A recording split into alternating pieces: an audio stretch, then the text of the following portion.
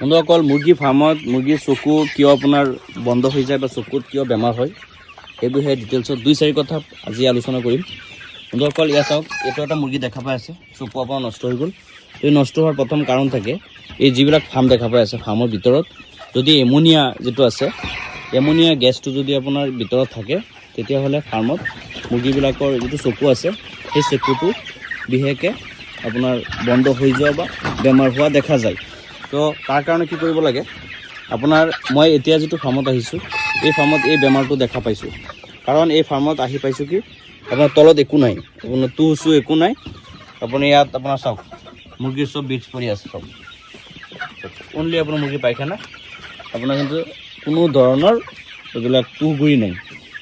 তো সেইটো কাৰণে কি হ'ল, যিটো আপোনাৰ পায়খানা কৰিছে মুৰ্গী এনেকুৱা জেগাত, এইবিলাক জেগাত আপোনাৰ বস্তুটো পায়খানাটো পৰি আপোনাৰ পায়খানা শুকাই নাযায়, আপোনাৰ এনেকুৱা তিতা হৈ থাকে।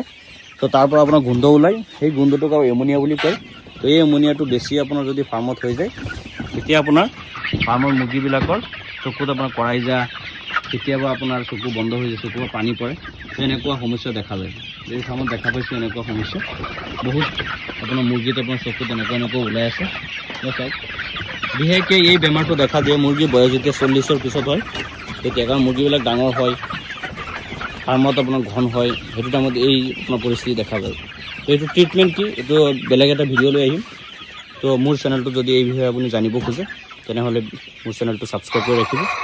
আৰু ভিডিঅ'টো কেনেকুৱা লাগিল প্লিজ কমেণ্ট বক্সত কমেণ্ট কৰি জনাই দিব। আপোনালোকৰ কিবা প্ৰব্লেম থাকিলে কমেণ্ট বক্সত জনাই দিব।